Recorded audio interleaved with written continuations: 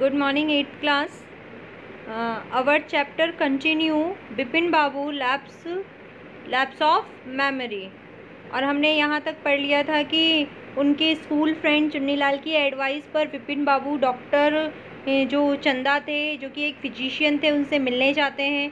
लेकिन जब डॉक्टर चंदा विपिन बाबू की प्रॉब्लम के बारे में जानते हैं, उनके बारे में सुनते हैं कि उन्हें बाकी सारी चीज़ें याद हैं, उनकी मेमोरी में और कोई प्रॉब्लम नहीं है, सिर्फ वो अपने जीवन की एक ट्रिप को भूल गए हैं कि वो कभी रांची गए थे। तो विपिन बाबू की ऐसी समस्या को सुनकर डॉक्टर चंदा भी जो हैं वो काफ़ी ज़्यादा कंफ्यूज हो जाते हैं और साफ साफ वो कह देते हैं कि मैं आपसे कोई झूठ नहीं कहना चाहता।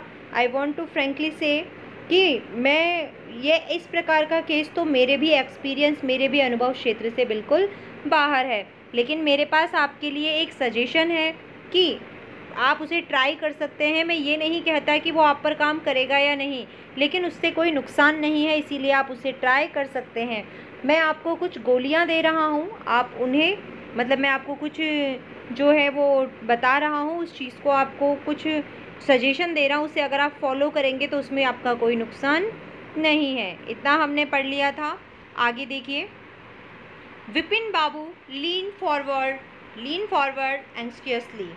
अब यहाँ देखिए, सबसे पहले तो जो है यहाँ विपिन बाबू ने जैसे ही डॉक्टर की ये बात सुनी, जैसे ही वो डॉक्टर की इस बात को सुनते हैं, वो उत्सुकतापूर्वक आगे की तरफ झुकते हैं सुनने के लिए। एंग्जियसली यानी उत्सुकतापूर्वक, जानने के इच्छुक होना। वैसे तो चिंता होती है, लेकिन यहाँ है कि जिज्ञासापूर्वक, उत्सुकतापूर्वक। लीन फॉरवर्ड, लीन यानी झुकना, फॉरवर्ड आगे की तरफ झुकते हैं ताकि वो ध्यान से डॉक्टर के कहे गए सजेशन को सुन सकें। तभी डॉक्टर चंदा उनसे कहते हैं, as far as I can make out said doctor Chanda. Doctor Chanda कहते हैं कि जैसा कि मैंने आपको जो है आपकी इस प्रॉब्लम के बारे में सुना, वैसे मैं आपको उसी हिसाब से मैं आपको एक आइडिया दे रहा हूँ। And I think you are of the same opinion. You must have been to Ranchi, but due to some unknown reason the entire episode has slipped out of your mind। कि देखिए, यहाँ डॉक्टर चंदा जो हैं वो विपिन बाबू को ये आइडिया देते हैं कि मेरे विचार से मुझे ऐसा लगता है, या मेरी ऐसी राय है, हो सकता है आपको भी ये सही लगे, कि आप अवश्य ही रांची गए होंगे, लेकिन कोई ऐसा अज्ञात कारण रहा है जिसकी वजह से आप वहाँ जाने की यात्रा के बारे में पूरी तरीके से भूल गए हैं। आप पूरी तरीके से इस यात्रा के बारे में भूल गए हैं।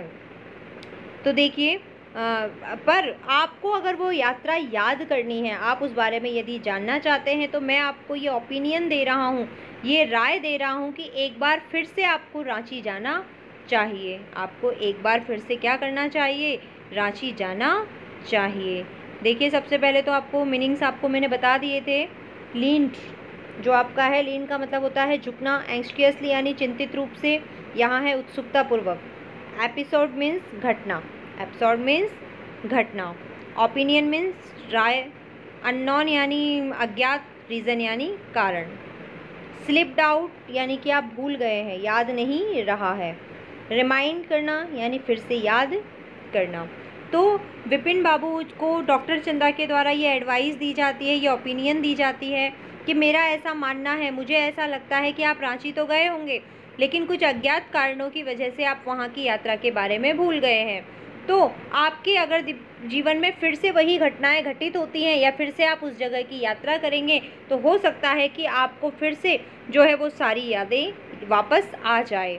The site of a place may remind you your trip. कि साइड यानी नज़ारा, प्लेस यानी स्थान, रिमाइंड यानी याद दिलाना।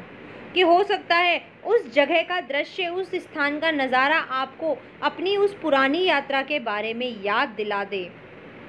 दिस इज़ नॉट इम्पॉसिबल, ये कोई असंभव कार्य तो नहीं है। More than that I can not do at the moment. Moment यानी होता है इस क्षण, इस पल, इस समय। तो देखिए, डॉक्टर सिर्फ यही कहते हैं कि मैं तो आपको यही ओपिनियन दूंगा कि आपको एक बार फिर से रांची जाना चाहिए। क्या पता आप वहाँ जाओ, उन सारी जगह को देखो, उस स्थान को देखो, तो फिर से आपको जो है वो पुरानी यात्रा के बारे में सारी चीज़ें याद आ जाए। और ये कार्य कोई इम्पॉसिबल, असंभव तो है नहीं। इससे ज़्यादा मैं इस समय आपके लिए कुछ नहीं कर सकता हूँ। I am prescribing a nerve tonic and a and a tranquilizer कि यहाँ पर आगे वो कहते हैं मैं आपके लिए प्रिस्क्राइब करने का मतलब है तो डॉक्टर जो दवाइयाँ लिखते हैं ना उसे कहते हैं प्रिस्क्राइब करना। तो आप ये इसको लिख सकते हैं नुस्खा लिखना या फिर दवाइयों का पूरा ब्यौरा। तो देखिए I am prescribing a nerve tonic, nerve का मतलब होता है हमारा तंत्रिका तंत्र, नर्व टॉनिक। और ट्रंक्विलाइजर का मतलब होता है नींद की दवा। डॉक्टर कहते हैं कि इस समय तो मैं आपके लिए इससे ज़्यादा कुछ नहीं कर सकता, हाँ मैं आपके लिए एक तंत्रिका शक्ति की एक दवा और एक नींद की गोली लिख रहा हूँ, क्योंकि आपको नींद की सबसे ज़्यादा ज़रूरत है। आप टेंशन में हैं, आपकी तबीयत ज़्यादा बिगड़ सकती है और ये आपको जो है इससे आपको अच्छी नींद आएगी। और एक दवाई मैं आपकी तंत्रिका तंत्र के लिए दे रहा हूँ जिससे जो है आप रिलैक्स महसूस करेंगे और आपको अपनी बीमारी के जो सिम्टम्स हैं, जो लक्षण हैं, वो ज़्यादा नहीं दिखाई देंगे। स्लीप इज़ एसेंशियल, स्लीप यानी नींद, एसेंशियल यानी आवश्यक, क्योंकि प्रत्येक इंसान के लिए नींद आना अत्यंत आवश्यक है। एसेंशियल मीन्स आवश्यक, कि देखिए नींद, इंसान के लिए नींद अच्छी आना अत्यंत आवश्यक है। और इस symptoms will get more pronounce, symptoms यानी लक्षण, सिम्टम्स मीन्स लक्षण, और प्रोनाउंस्ड का मतलब है स्पष्ट, उसका मतलब है प्रोनाउंस्ड का मतलब है आपका स्पष्ट रूप से। वैसे प्रोनाउंस करने का मतलब तो होता है आपका किसी भी चीज़ को उभार कर सामने लाना, लेकिन यहाँ पर प्रोनाउंस्ड का मतलब है बिल्कुल स्पष्ट तरीके से। तो देखिए वो आगे कह रहे हैं कि नींद आपके लिए बहुत ज़्यादा ज़रूरी है, अन्यथा आपको इस बीमारी के लक्षण और भी ज़्यादा उभर कर दिखाई देने लगेंगे। Bipin Babu felt somewhat better the next morning. Bipin Babu वो दवाई लेकर चले जाते हैं, घर जाते हैं, दवाई लेते हैं और सो जाते हैं। अगली सुबह जब विपिन बाबू नींद से जगते हैं तो वह पहले से कुछ बेहतर महसूस करते हैं। समवॉट बेटर यानी पहले से अच्छा, कि वह पहले से कुछ अच्छा महसूस करते हैं। समवॉट यानी कि कुछ यानी कि पहले से कुछ अच्छा महसूस वो करते हैं अगली सुबह। आफ्टर ब्रेकफास्ट वह सुबह का नाश्ता करते हैं। नाश्ता करने के बाद ही रैंग अप हिज ऑफिस, वह अपने ऑफिस में फ़ोन करते हैं। रैंग अप करना यानी कॉल करना। वह अपने ऑफिस में फ़ोन करते हैं। गैव सम इंस्ट्रक्शन, और अपने ऑफिस में कुछ निर्देश देते हैं। इंस्ट्रक्शन मतलब निर्देश देना। एंड देन प्रोक्योर्ड का मतलब होता है कुछ प्राप्त करना। A first class ticket for Ranchi for the same evening, कि देखिए बिपिन बाबू मॉर्निंग में जब उठते हैं तो उन्हें कुछ अच्छा फील हो रहा होता है, अच्छी हालात उनके होते हैं। उसके बाद वो ब्रेकफास्ट करते हैं। ब्रेकफास्ट करने के बाद वो घर से ही अपने ऑफिस में कॉल करते हैं और ऑफिस में कुछ इंस्ट्रक्शन देते हैं। और फिर उसी शाम वो रांची जाने के लिए अपने टिकट अरेंज करवाते हैं। वो अपने लिए रांची जाने के लिए फर्स्ट क्लास के प्रथम दर्जे की जो टिकट हैं वो अरेंज करवाते हैं। तो देखो बेटा, इसी के साथ हमारा जो ये पार्ट 3 था वो कंप्लीट हो गया है इस चैप्टर का। अब इसके देखिए 2 क्वेश्चन हैं आपके कंपैरिजन चेक के, वो हम कर लेते हैं। मैंने फॉर योर हेल्प आपके जो आंसर्स हैं वो यहीं लिखे हैं, क्योंकि हमारे पास थोड़ा स्पेस था, हमारे ये आंसर यहाँ आ गए हैं, तो ये आंसर्स मैंने यहीं लिख दिए हैं। क्योंकि कुछ बच्चों के कंटिन्यू ये होता है, मैम ये आंसर जो है वो मुझे समझ में नहीं आया है, या फिर प्रॉब्लम एक्चुअली में ये होती है कि कुछ बच्चों को मीनिंग्स की प्रॉब्लम होती है, वो बोलकर जो आंसर बताए जाते हैं उन्हें वो लिख नहीं पा रहे हैं, इसीलिए मैंने यहाँ पर ये आंसर लिखे हैं। वैसे आपके लिए एक बेटर एडवाइस ये है कि आपको यहाँ सारी चीज़ें आपको उस वीडियो में समझाई जा रही हैं, लेकिन बुक्स ज़रूर ख़रीदें।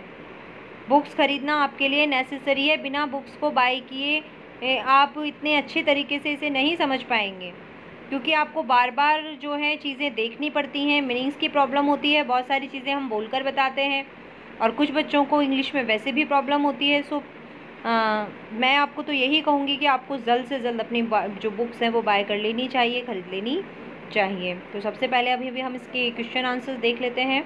देखिए फर्स्ट क्वेश्चन है, हु वॉज चुन्नीलाल। चुन्नीलाल कौन थे, हमने अच्छे से पढ़ा है। Chunnilal was Bipin Babu's old friend of school.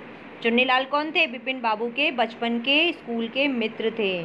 Chunnilal Bipin बाबू के सबसे पुराने विद्यालय के मित्र थे या स्कूल के मित्र थे। What did he want from Bipin Babu, वो बिपिन बाबू से क्या चाहते थे, वो बिपिन बाबू के यहाँ क्यों आ रहे थे। जैसा कि हमने पढ़ा था इस पार्ट में कि उनकी जॉब खो गई थी, ही लॉस हिज जॉब, और वो जो हैं वो बिपिन बाबू से इस बारे में कुछ हेल्प चाहते थे ताकि वह उनको नौकरी बता सकें।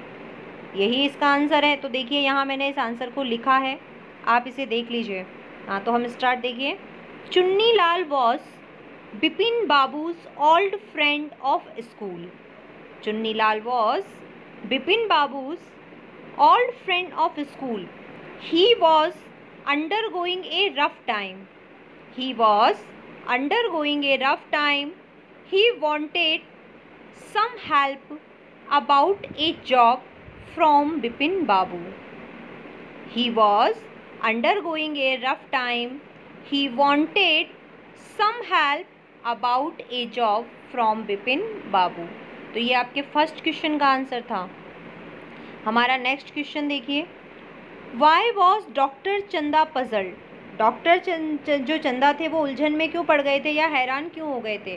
तो हमने इसमें पढ़ लिया था कि डॉक्टर चंदा के पूरे जीवन में उन्हें आज तक ऐसा कोई केस मिला ही नहीं था जिसमें सिर्फ एक मरीज़ को अपने जीवन की सिर्फ एक ही घटना याद नहीं है, बाकी सारी याददाश्त उनकी बेहतर थी, इसीलिए वो उलझन में पड़ गए थे।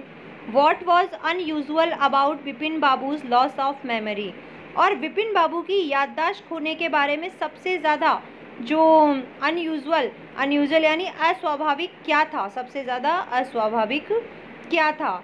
तो ये हम जानते हैं कि वो अपने जीवन का सिर्फ एक ही हिस्सा भूले थे और बाकी उनकी याददाश्त बहुत अच्छी थी, बाकी सब कुछ उन्हें याद था और यही सबसे ज़्यादा अस्वाभाविक था। तो इसी आंसर को हम देखिए, हमने यहाँ नीचे लिखा है, देख लेते हैं, आपको दिख रहा होगा।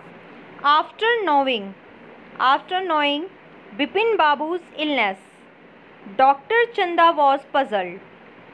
After knowing Bipin Babu's illness, Dr. Chanda was puzzled because it was the first case of this type. Because it was the first case of this type for him. Bipin Babu had forgotten nothing except his trip to Ranchi. This was unusual about his loss of memory. I again repeat the answer. After knowing Bipin Babu's illness, Dr. Chanda was puzzled because it was the first case of this type for him. Bipin Babu had forgotten nothing except his trip to Ranchi. This was unusual about his loss of memory. तो देखो बच्चों, अभी हमने एक part जो था हमारे third हमारे पार्ट का जो हिस्सा बाकी था वो हमने हमारा पैराग्राफ कंप्लीट कर लिया और आज हमने इसके क्वेश्चन आंसर्स भी कंप्लीट कर लिए हैं। अब इससे आगे का हमारा जो पार्ट फोर्थ है, यानी कि जब हमारे बिपिन बाबू रांची जाएंगे, रांची में वो कैसे जाएंगे, क्या उन्हें दिखेगा, क्या उनकी याददाश्त वापस आती है या नहीं, ये सारी चीज़ें जो है वो हम पार्ट फोर्थ में पढ़ेंगे और पार्ट जो हमारा फोर्थ है वो हम नेक्स्ट वीडियो में पढ़ेंगे। सो आज आप जो है अपने इसको जितना पढ़ाया उसे रिवाइज़ कर ये जो क्वेश्चन हैं आपके इन्हें कॉपी में कर लेंगे और साथ के साथ इन्हें लर्न भी कर लेंगे और जो सम आपके हार्ड वर्ड्स थे, ज़्यादा तो नहीं थे, उसे भी आप साथ के साथ अपनी कॉपी में करते हुए जाएंगे।